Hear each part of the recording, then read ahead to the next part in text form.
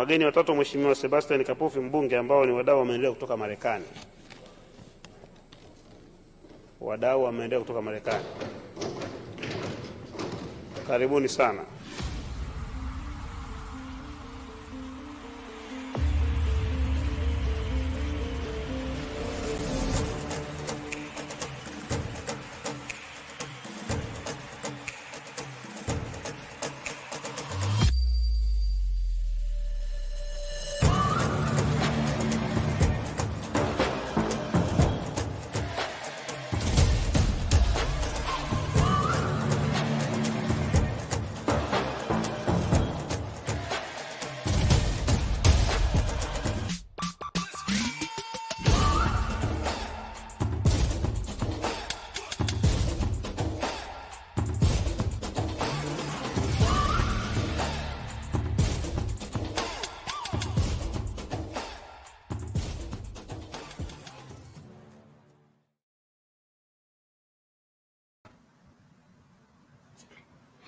Greetings, everybody. Thank you for joining Q2UA Fridays. I'm Big Red here with other board members here, Brother Uncle Walter, Princess, Sister Sean. Welcome, fam. Shalom. Shalom, family. All right. And I am going to hand this over to Uncle Walt and let him go over what's been put on his heart. What's up, family? Today we're going to talk about the mission of Q2UA Africa and what does it mean and how are we accomplishing that mission and what, how can you help us? I had some points, but the mission of Q2UA Africa is in our name, Quest to Unite Africa. And how do we do that with critical infrastructure and economic development? And I was going to ask the board to kind of give you, what does that mean to you, and maybe they can give some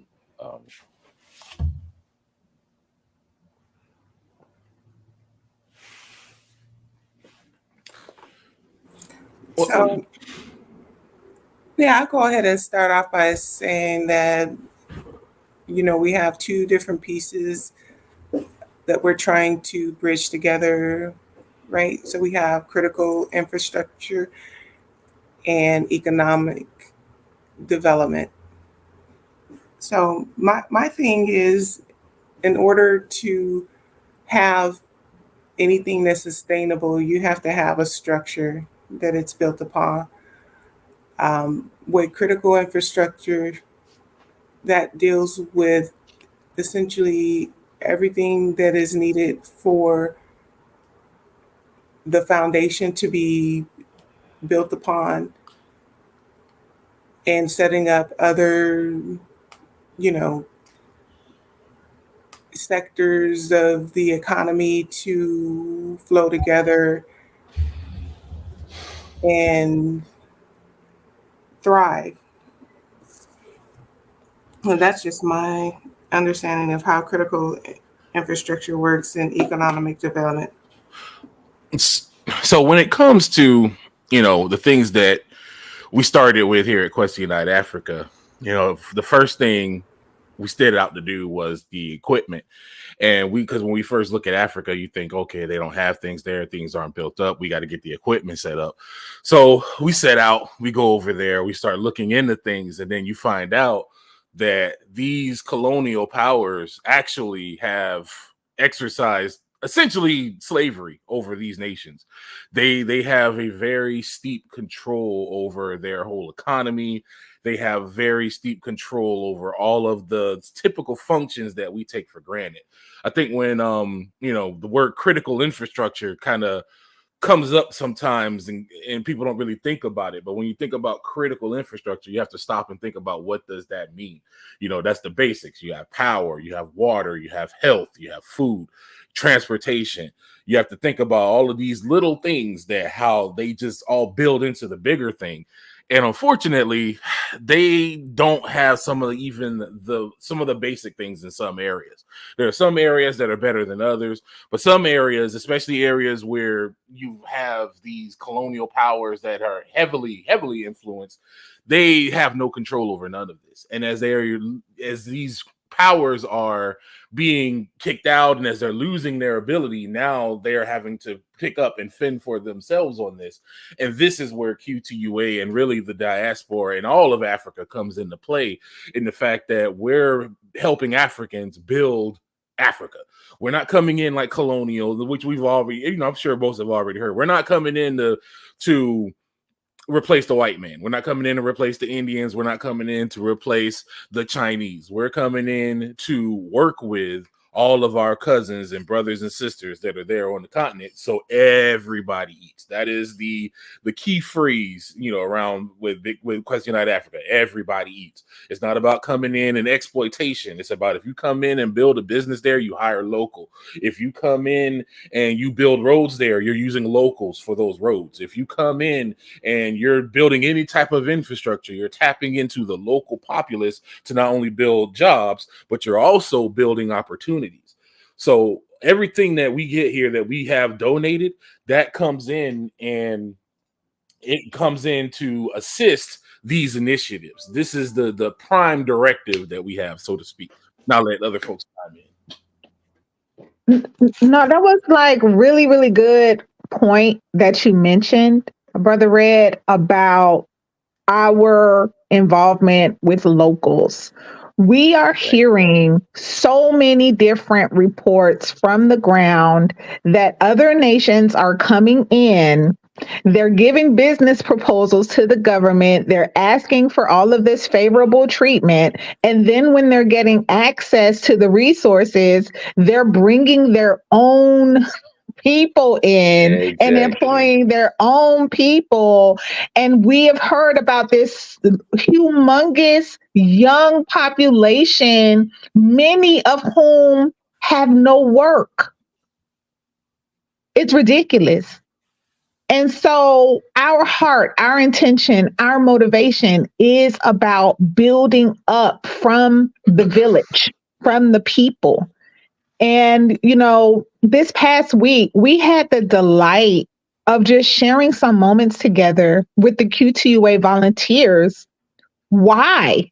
Where were you when Question Night Africa was first formed and this idea came together? What were you thinking? Why did you get involved? And it was just an amazing response from the community about what all of us had burning in our hearts and our minds about building Africa the right way, with the right heart.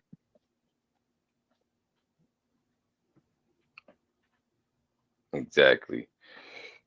And your donations, from out the gate has helped us be placed in places where the movers and shakers are, the people that can help us all kind of help the community, help the villagers, help the locals in our quest to unite Africa. The first of all, your donations helped us to be able to get to Tanzania and to meet politicians, to get invited to parliament. Then when y'all helped us with the Invest in Africa Summit, that allowed us to invite Dr. Ericana to come speak. And then that allowed us to be able to be invited to Burkina Faso. Then y'all stepped up to the plate again and helped us to be able to send Carris over to Burkina Faso.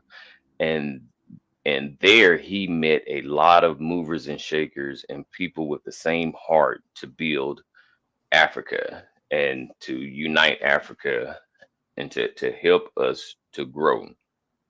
And so for that, we want to say thank you. We appreciate it. And with your continued support, we'll be able to keep being able to assist not just us, but there are other organizations that will be able to unite Africa.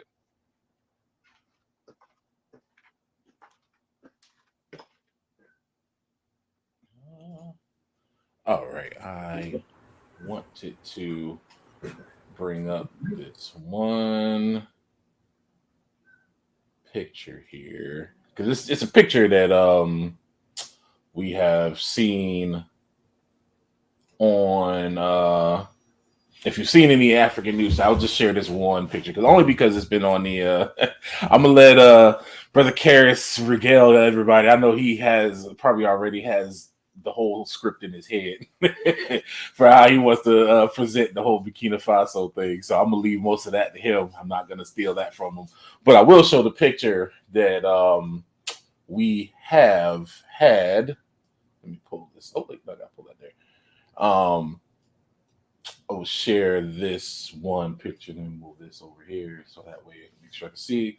And if y'all see in this picture up in the probably, let me see, let me zoom in here so that way y'all can see. You see Brother Carris right here in the back. Brother Garth not too far away from him in a picture that probably going to end up in some history books later on down the road. Yes. So, you got to see this is your donations in action right here. Working with all the Africans coming together to build a better Africa. That's really what it's all about. It was a lot of blessed things, and he's going to have some great stories to tell from the things. Like I said, I'm not gonna bust that out from him. But, we're not gonna steal his thunder. But this is just an example of it's not like it's not going anywhere. It's not like we're taking it and doing nothing different. This is exactly where it went. To get Brother Carris over there, get him over there with Garth, which that was a blessing altogether. And when they get back and they tell you guys their stories, you're going to be blessed by the things that they tell. So this is the true mission of what it is. We're trying to do what, honestly, I know personally, I have never seen any other group do. Mainly it's always just like the Red Cross is like, oh, we'll collect all these millions, and then they just drop sandwiches. They don't go out there and build roads. They're not out there really doing anything meaningful. They'll just go out there and give them some rice and say, oh, we did a good thing, but that doesn't help the people. That doesn't do anything. You're still in your same impoverished situation. You just fed a man for a day, and that's the same saying, give a man a bone, give a man a fish, you feed him for a day, teach a man to fish, and you feed him for lifetime. What we're doing. We're teaching people how to fish. We're teaching them how to do these different things. That's our goal, is to come in and basically unite with our knowledge that we have and unite even the volunteers that we have. So if you have certain skill sets and certain things, and not even just in construction, because it is everything. When we say critical infrastructure, it's not just construction, it's school, it's technology, it's plumbing, it's every little thing that you could think of. Even if you're like, oh, all I can do is I can knit. Well, guess what? Those are skills that you can teach young ladies that doing things like that. Or, if all I can do is, personal training and all those type of things. There are actual things. I've seen guys over there, they literally have outdoor gyms and they have man-made equipment. Like they lifting weights with stuff that they've generated with like rocks and all kinds of other creative calisthenics and all kinds of stuff because they don't have that stuff. So even having your knowledge of making a gym is a big thing. Like don't just think it's always something huge. Like you got to be building skyscrapers and airplanes. It's even something as small as that. Right. It could be even a skating rink or a bowling alley or an amphitheater, or just creating a environment for them to get together and with their family and friends instead of just kind of hanging out on the street. There are many opportunities, and it's not that they don't have anything, but they can, with our help, be able to have things better. They aren't completely destitute in some areas, but in some areas it is really, really bad, compared to what we are used to over here. And we just with our knowledge and expertise and resources, whether it's financial or it's our hands, boots on the ground, we'll be able to help them in ways, like Red said, that those other quote unquote organizations aren't doing. So, And we're still just getting started. exactly. We're 1 year into this organization and at the top levels of government, and we're just getting started. And so here is a grassroots opportunity to be a part of what literally is making history right now for our people and here in the diaspora and on the continent. We're literally at the doorstep of history.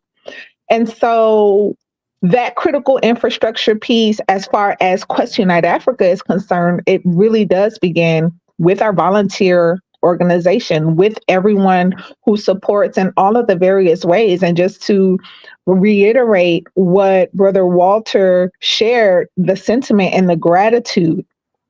Thank you. Thank you to all of our volunteers who are showing up consistently, bringing your thoughts, your support, your prayers, your resources, your know-how. Thank you. Thank you for the faithfulness. Thank you to all of you who listen and support from behind the scenes and are making sure that you're answering the call when we say, hey, here's an opportunity. Will you help? Thank you. Thank you for all of you who are spreading awareness about Quest Unite Africa, sharing this mission with your friends, family, and loved ones so that they can get involved in making history with us. It's huge because it's the most highest organization. And it's so humbling to be a part of something so significant.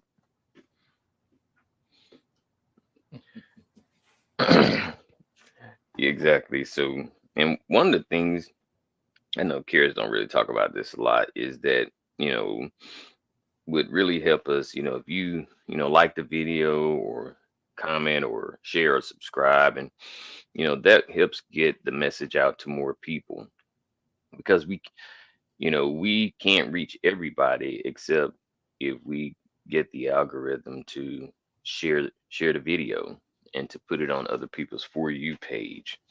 And that is very simple, and we'd appreciate that too. So whatever you can do to assist us, we appreciate it.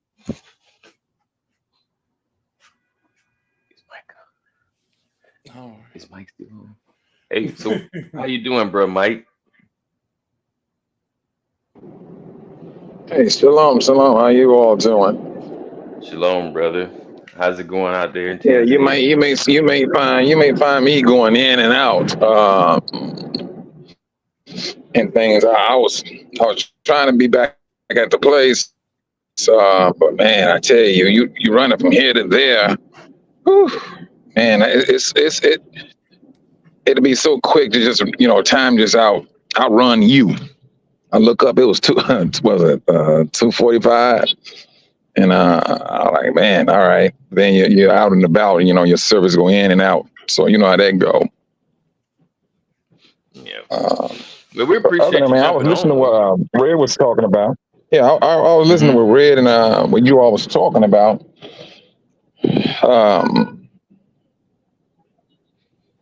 There is a usage that has been exploited here. I mean, off the top, and it don't take a rocket scientist to know these things or to see them. I mean, look at the infrastructure, but yet and still, this is a country where there are so many resources, but then you got bad roads where you can barely get to them. But I mean, other people, they figure out how to get there and do what they need to do. But at the same time, do you think they leave any type of gratitude? Nothing. You know what I'm saying? So that can be one of the factors that brings in a great deal of frustration. Is when you really fall back and just look at the situation of some ungrateful people. And I mean that's what I can see at times is a great deal of ungratefulness. But then at the same time, you look at people who's looking at the situation for what it is, who's volunteering their time to put their hands to the plow, to volunteer their time to make this country the way we know it can be made. And this is not our first rodeo as a people. When I say this, I'm talking about, African Americans and in the history that we have been pushed up under. You built a country. You come up with inventions. Although some people have a lot of people have stolen some things, a lot of things, matter of fact, but yet and still we continue to maintain ourselves. Now we're at a point in our lives, in time, where things are really truly turning around in our favor. I mean, we are living witnesses of these things that's happening. Yeah, we speak about talking about helping the brothers and things. Truthfully, bruh, we're helping each other when it's all over said and done. That's what we're doing. Whatever knowledge we can have and to help our brothers, so be it. Trust and believe. They have knowledge. They can help us also. So this is what you call a brotherly give and take situation. And that's what I'm seeing right now. Well, we appreciate your report from the ground. That is very informative. To know that people over there who are stealing the resources, it's like they're leaving the people in a worse shape than they were before the quote unquote organizations got there to help. They'll come tell us that, hey, you don't want to go to Africa. There's nothing there. But it's people there. It's our brothers showing and all our sisters. They showing all the, they show the babies with the, flies flying around them and things. And so, and you start depicting that stuff in your head. Yeah. And so but it's not like that. And, and that's the beauty of it. I mean, and then you got some nice people here, they'll help you out in things. Yeah. They will help you out now. Yeah. And that's the beauty of it. I mean, you do see the human kind of our people. Exactly. And I think when it's all over said and done, that's the beauty of it when it's thoroughly seen. But now, the world was used to, taking us and our people for granted. And but those days now has they coming to an end. What was this? Like seven countries of West Africa was taking. They are taking their gold out of the West. The reserves. Really? They made it this. Yes, man. It was on the news last week. Okay. And so I mean, we seeing things, bro. I mean, yeah. And some of the brothers and sisters, they acting upon. Yeah. Yeah. Times are definitely changing. I got you on that. Oh, like I say, we are definitely on the beginning of the new history. So Carris is still he's still traveling. Yeah, Carris is still traveling, man. It's a in order for him to get there and get back. Garth too? Now, Garth made it home yesterday, but it's like, in order for him to get there, it's like you had to jump through so many hoops, just to get a decent flight, from where he lives all the way to Burkina Faso. Wow. And then, they rerouted him around a bunch of stuff just to get him, and it's just crazy. Now they have direct, they have direct flights to Europe and France. But you want to go to Africa? Exactly.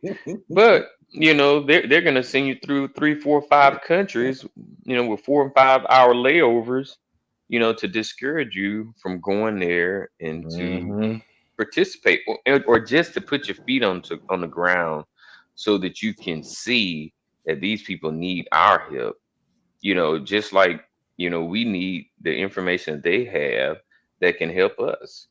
I think he had a You know, 25-hour layover. I think that's what that thing was coming out to. and that is ridiculous. Hmm.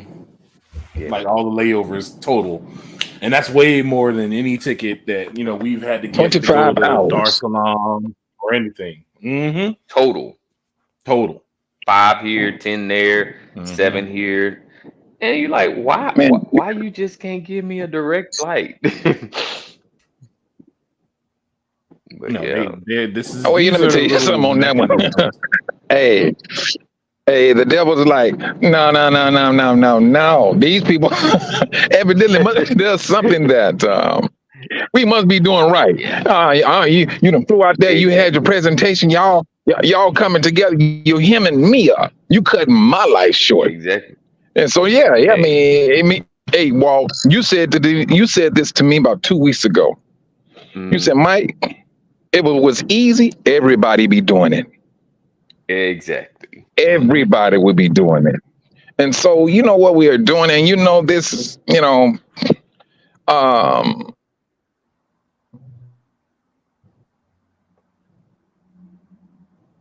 we got to go through, the bumps, the bruises, the black eyes, the swollen lips, and the missing teeth or tooth. This is what we got to go through. I Exactly. mean, you're talking about, whew, shucks, man. Yeah, right now I'm telling you, I'm just thinking about this brother, Carris. If he said, "Look here, I need a week off," I will believe him. I would Oh believe yeah, him because I yeah, know he's tired, yeah. It definitely wears you out. man. Up and down. And then sitting in those, very uncomfortable seats at the airport. Some Hmm. places, it's hot, it's Man, please crowded. tell me. Hey, let me ask you Yeah. something. Let me ask you something. Y'all didn't have Carris in the middle, did you? No. No. We got him an in seat. we Yeah, got but him an y'all, aisle I'm the seat, only but brother y'all stick in the middle then, huh? Oh, stick Mike in the middle. He good. hey, well, we didn't know no better, Mike. That We that what sorry. that's what Hey, happens when you delegate travel to Sister Shar. I'm still so sorry. Nah, that one was Y'all my like, fault. hey, he on the plane. He on the plane. That's all that matters. No, yeah, that was my fault. You had the IT guy doing the itinerary. Yeah, shoot. man, I was up there sweating That, up a storm looking like patent leather, man. I was like, man, I'm in the pool, man. You should, but it's all good. I was like, yeah, man, please. But I mean, I know it's worth it it, wasn't man. really you all's fault because, yeah, because I was looking, I said, wait a minute, man, the dates. And I'm like, the lady was like, I'll be right back. I got to take this call. Okay. Okay. Yeah, and sometimes it can be, challenging. But like they say, if it was easy, everybody would do it. You know. And this is the type of things that we're finding out as a group, that there's little nuances here and there that you notice, little things that you could tell that were aimed to stop up a certain folks from getting there and not allow and allow other folks in. It's these little arbitrary stop gaps that have been created to kind of force a way of basically dissuading people from coming over. Because if you go and you get a ticket and you see that you got to spend like about 20 some hours just sitting around in various terminals, you're gonna be like, man, forget that. It's already crazy. I gotta ride like 16 hours across the ocean. Like now I gotta sit and Yeah, wait. I These gotta sit are in the things that middle. are by design that are set up to basically keep you away, so that way you can't go and see for yourself to fight that little kid with the swollen stomach and flies narrative. Right, right. Because like Mike said, those are some really nice people. When we were there, we had to walk through what we was consider in America a sketchy area. But and it was late, like 10, 11 o'clock at night, man. But them folks out there just laughing and joking, having a good time, speaking and whatever.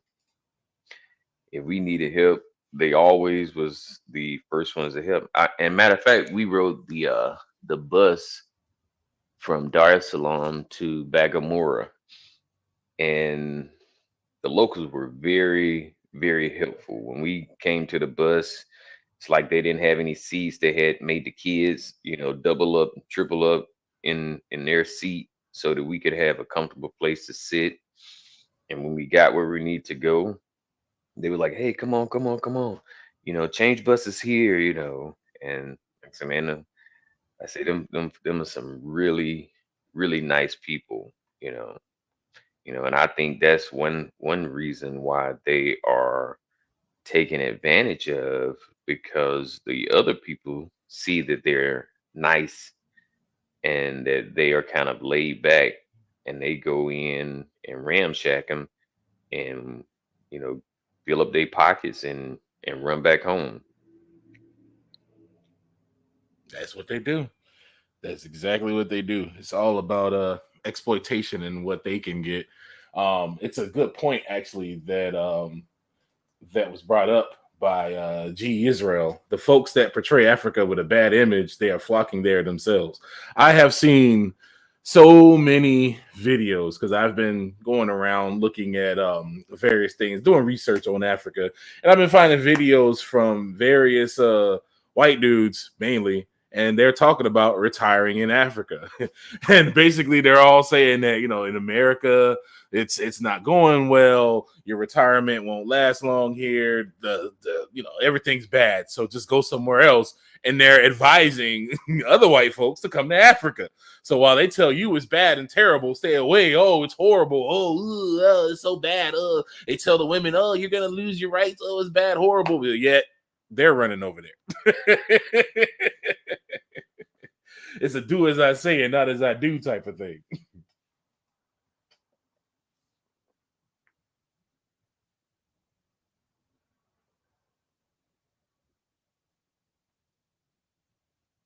Yeah. Oh man, yes, Auntie Jewel Hill, 2012, the movie. So I don't know if y'all have seen this movie before, but this movie is really indicative to show you why even how we're over there is important. How the diaspora is showing their face in Africa is important, because these folks will show you what they want to do even through their movies. At the end of that movie, 2012, which the movie itself is it's just like, it's so much just silliness in it. But at the end of the movie, because they're saying that it was a solar flare, and this solar flare just destroyed the earth and made the poles flip. But throughout all of this, at the end of 2012, they were like, oh, Africa was unaffected by all of the changes that were going on. And the new South Pole is in Africa. And as a matter of fact, none of the bad weather has affected them. And it's lifted Africa up higher than the other continents now. So all of them were in their little militarized boats. They called them the arks. All the white folks got in the boats and started sailing towards Africa, talking about this is going to be our new home. Say, wait a minute. What makes you think you can just ride up there and just lay claim in these people's place? Like, your place is gone. So now you're going to ride over there with your little armor boats and be like, yeah, this is ours now. So what is this? Plymouth Rock 2.0? That's that takeover spirit. So, exactly. Like, and it reminds me of what we've heard from our brothers and sisters from the continent and how they view us when it comes to our attitude in dealing with that takeover spirit. Like we just have a different disposition to it. We're not having it. So it inspires courage in other people to see that, we are emboldened to walk in our authority, to claim what belongs to us. Number one, our relationship with our people. Our ancestry in this continent, us walking in our authority, and then coming in and saying, hey, don't let them push you around. Don't let them bully you. I've heard so many stories from our brothers and sisters from the diaspora stepping in and speaking up because there has been that neo-colonial subjugation of the minds of all of our people everywhere, and just this subservient spirit that has just been imposed on Black folk. And with our awakening, the diaspora is like, no, we're not doing that anymore. We're not doing that anymore. And by the way, what you're not going to do is push our brothers and sisters around anymore. And so when they're showing us pictures like this is our plan and we just going to relocate and take over, no. Absolutely not. I've heard No. multiple stories from our folks over there that, you know, they go into a store and they treat the Africans, then they're wrong. You got these fools coming in there, step in front of them. Yeah. I mean, just walk right in front of them like they ain't been standing there 20 minutes to get waited on. I said, we just time out for that. You know, it frustrates me. So, you know. We're not doing that no more. And nobody got time for that. Nobody got time for that. we can't be doing that. It's like it's a brother and a sister that moved over to Uganda from Atlanta. They started a restaurant and a cafe there, and they love being in Rwanda. And they love, the people have embraced them, and they have a staff of Rwandans at their business. And one of their only complaints and frustrations with the Rwandans is that they have a subservient attitude towards the owners, and the owners are like, "Hold on now, wait, we ain't slave masters." You know, yeah, we don't want you bowing to us. Like, no. I say, you my brother, my sister. Yes. You know, yeah, I'm your employer, but you know, we good. Yes. No, they those dudes over there, they come in and, you know, imagine somebody coming into your country and then opening up a city and then saying that you're not allowed in their city.